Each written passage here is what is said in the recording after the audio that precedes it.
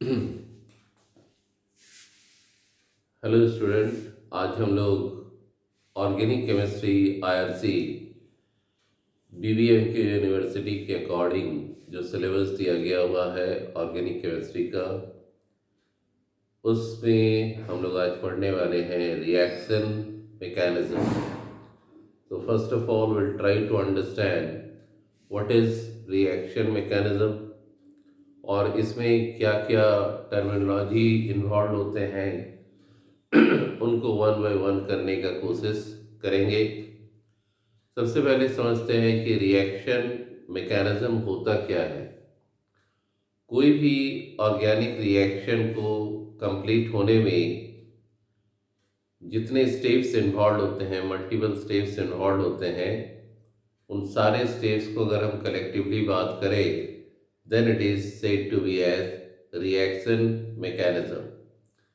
इसको इस तरीके से समझ सकते हैं कि कोई एक रिएक्शन को होने में जो भी स्टेप्स इन्वॉल्व हो रहे हैं उन सभी स्टेप्स को अगर हम लोग स्टडी करते हैं तो इसको हम लोग कहते हैं रिएक्शन मैकेनिज्म, और you can say mechanism of the reaction. अब किसी भी केमिकल रिएक्शन में सबसे पहले क्या होता है, रिएक्टेंट मॉलिक्यूल का बॉन्ड ब्रेकिंग होता है, that is known as bond fusion. और जैसे ही बॉन्ड का ब्रेकिंग होगा, बॉन्ड फ्यूजन होगा, तो हाईली रिएक्टिव स्पेसिस का फॉर्मेशन होता है which are known as reaction intermediate. और ये reaction intermediate very short lived species होते हैं, बहुत कम समय के लिए इनका फॉर्मेशन होता है और एनर्जी जो है वो काफ़ी हाई होता है, and that's why all the reaction intermediates are highly unstable.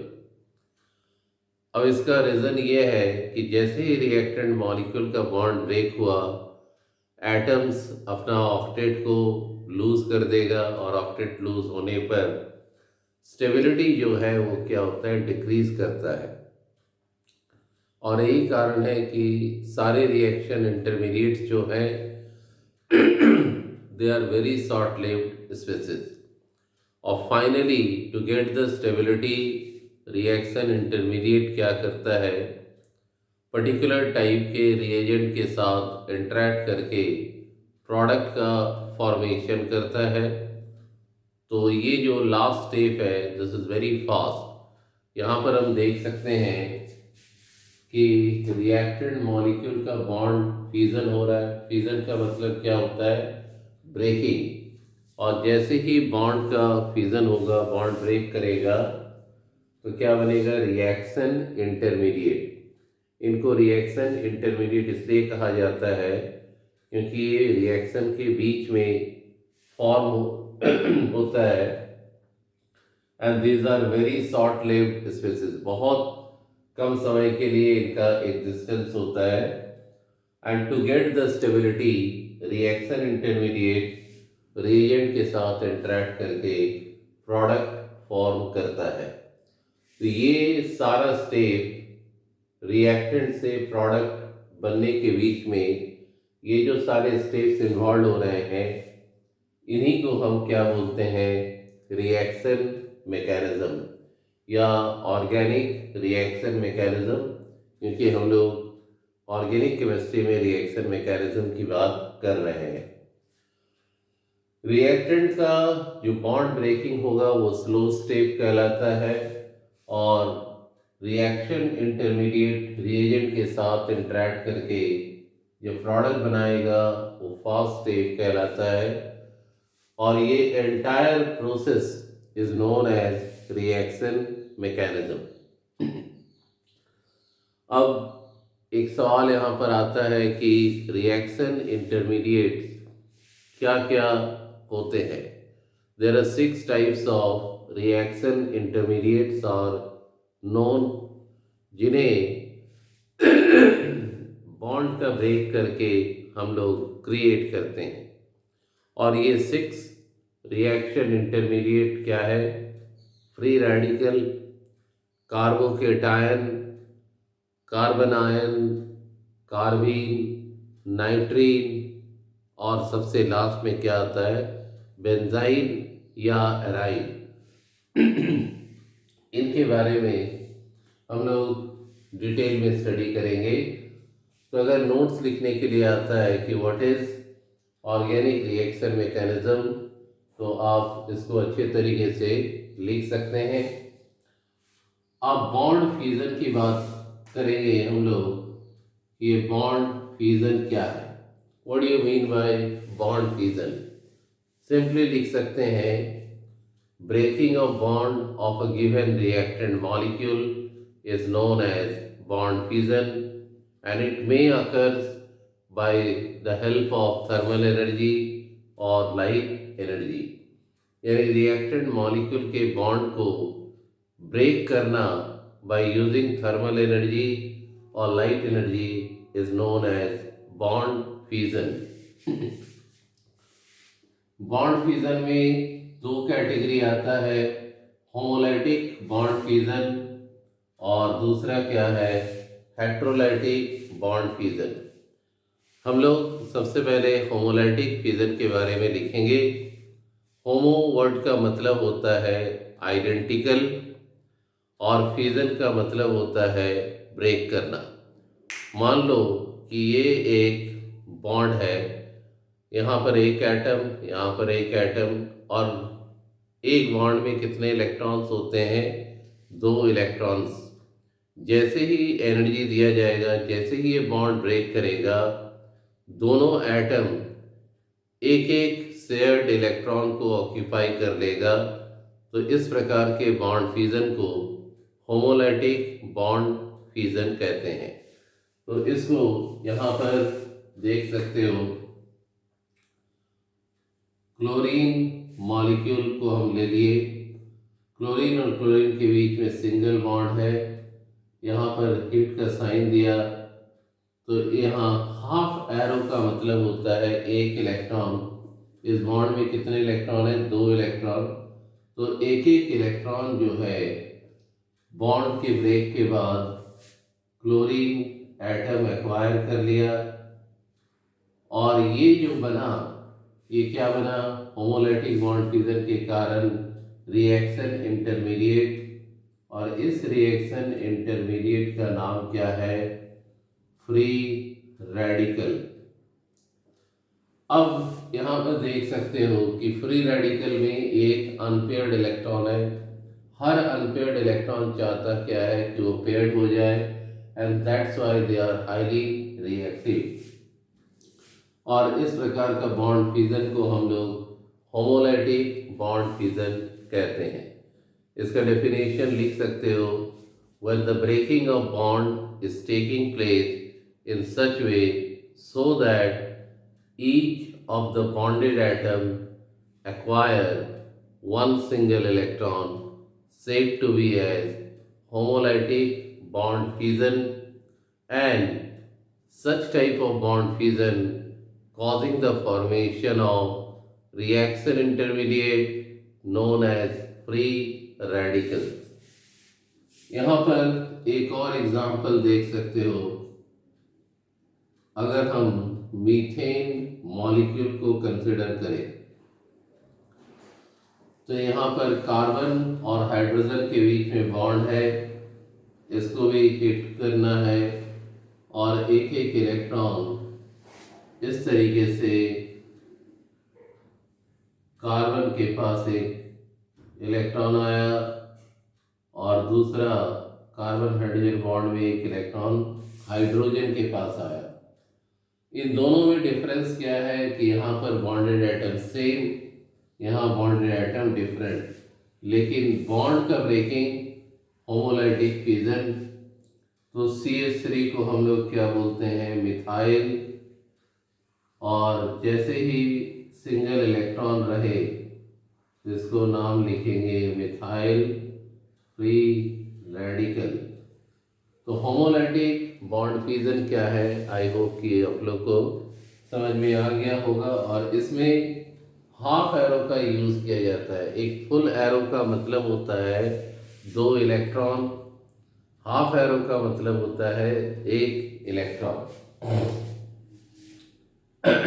अब आते हैं हेट्रोलाइटिक बॉन्ड फ्यूजन। इसके बारे में पहले लिख लो। When the breaking of bond is taking place in such way so that oppositely charged ions are obtained, said to be as heterolytic bond fission। यहाँ पर हेट्रोलाइटिक बॉन्ड फ्यूजन जब भी होगा तो अपोजिटली चार्ज आयन का formation होता है।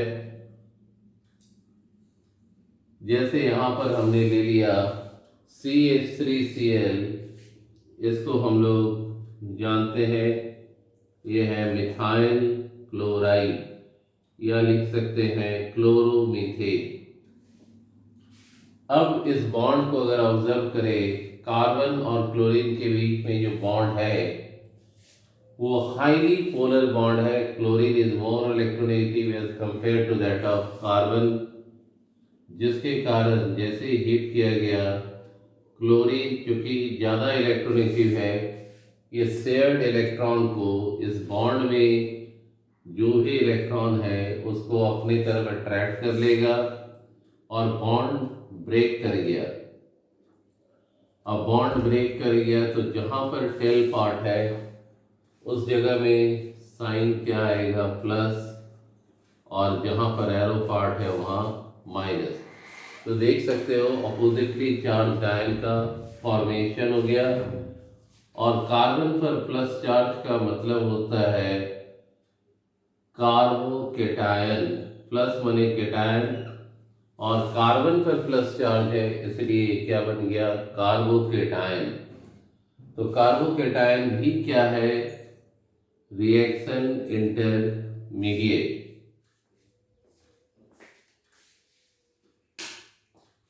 Carbocation is also known as reaction intermediate। तो बॉन्ड फ्यूजन चाहे होमोलाइटिक हो या हेट्रोलाइटिक हो, it always result the formation of reaction intermediate. तो बहुत बार क्वेश्चन में आया है कि right notes on following reaction mechanism, bond fusion, homolytic bond fusion और हेट्रोलाइटिक बॉन्ड फ्यूजन। इसके बाद हम लोग डिस्कस करेंगे एक और इम्पॉर्टेंट टॉपिक रिएजेंट के बारे में। उससे पहले इसको अच्छे से आप लोग नोट डाउन कर लें।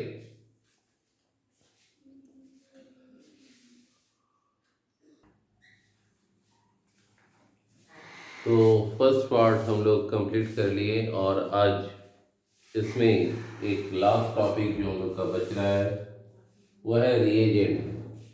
सबसे पहले हम लोग समझते हैं कि रिएजेंट क्या होता है। Reagents are the species which are responsible for the chemical reaction. Reagent वैसे स्पेसीज को कहते हैं जिसके कारण केमिकल रिएक्शन परफॉर्म होता है, उसे हम लोग क्या बोलते हैं, रिएजेंट। रिएजेंट को दो कैटेगरी में क्लासिफाई किया गया है। पहला इलेक्ट्रोफिलिक रिएजेंट और दूसरा न्यूक्लियोफिलिक रिएजेंट। इलेक्ट्रोफिलिक रिएजेंट का मतलब है word electro comes from electron और फिलिक का मतलब होता है लेने वाला। तो ऐसा रिएजेंट जो इलेक्ट्रॉन को लेता है, गेन करता है, उसे हम लोग इलेक्ट्रोफिलिक रिएजेंट कहते हैं। तो इसमें लिख सकते हो all the reagents which are electron loving in nature are said to be as electrophilic reagent. और इसे ई से रिप्रेजेंट हम लोग करते हैं। इलेक्ट्रोफिलिक रिएजेंट का दो कैटेगरी होता है, एक चार्ज इलेक्ट्रोफाइल, एक neutral electrophile. All the positively charged ions are the examples of charge electrophile. जिनमें भी पॉजिटिव चार्ज पाए जाएंगे जैसे NO2 plus RCO plus R plus, ये सारे जो हैं चार्ज इलेक्ट्रोफाइल के कैटेगरी में आते हैं, क्योंकि इनमें पॉजिटिव चार्ज है और पॉजिटिव का मतलब होता है इलेक्ट्रॉन डिफिशिएंट, तो इनमें इलेक्ट्रॉन लेने का टेंडेंसी होगा, and that's why they are in the category of charge electrophile. बात करते हैं न्यूट्रल इलेक्ट्रोफाइल की। The electrophiles which do not possess any charge on it but having tendency to accept pair of electron, कोई charge नहीं होगा, इसके बावजूद इनमें इलेक्ट्रॉन लेने का टेंडेंसी होगा, उसे हम क्या बोलेंगे, न्यूट्रल इलेक्ट्रोफाइल। तो इसमें एग्जाम्पल में all the electron deficient molecule, तो इलेक्ट्रॉन डिफिशिएंट मॉलिक्यूल में क्या है, एल्यूमिनियम क्लोराइड, यहाँ देख सकते हो एल्यूमिनियम 3 क्लोरीन के साथ जुड़ा हुआ है, यानी 3 बॉन्ड क्लोरीन के साथ बन रहा है, 6 इलेक्ट्रॉन एल्यूमिनियम के पास है, ऑक्टेट से 2 इलेक्ट्रॉन कम, and that's why they are said to be as electron deficient molecule. और चूंकि ऑक्टेट से कम है, उनमें इलेक्ट्रॉन लेने का टेंडेंसी होगा, और इसी कारण से इन्हें हम लोग न्यूट्रल इलेक्ट्रोफाइल कहते हैं। यहाँ शॉर्ट में लिख लो इलेक्ट्रॉन डेफिशिएंट मॉलिक्यूल, यानी EDM। अब बात करते हैं न्यूक्लियोफिलिक रिएजेंट। न्यूक्लियो वर्ड आया है न्यूक्लियस से, फिलिक मतलब अटैक करने वाला या न्यूक्लियस के प्रति इंटरैक्ट करने वाला रिएजेंट, न्यूक्लियोफिलिक रिएजेंट, और इसे सिंबलाइज किया जाता है NU से। न्यूक्लियोफिलिक रिएजेंट को हम लोग 2 कैटेगरी में क्लासिफाई करते हैं, चार्ज न्यूक्लियोफाइल और न्यूट्रल न्यूक्लियोफाइल। तो यहाँ पर लिखेंगे all the negatively charged ions are the examples of charged nucleophile, जैसे Cl minus, HO minus, RO minus, etc।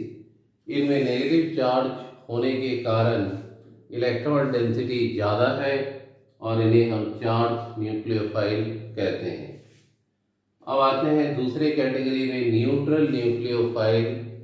तो these are the nucleophiles which do not possess any charge on it but are electron rich due to the presence of unshared pair of electron। कोई charge नहीं रहता है, लेकिन central atom के पास unshared pair of electron या lone pair of electron रहने के कारण ये इलेक्ट्रॉन रिच होते हैं, और इन इलेक्ट्रॉन रिच स्पेसिस को हम लोग न्यूट्रल न्यूक्लियोफाइल कहते हैं। जैसे वाटर के ऑक्सीजन के पास 2 लोन पेयर, अमोनिया के नाइट्रोजन के पास 1 लोन पेयर, तो all these are the examples of neutral nucleophile.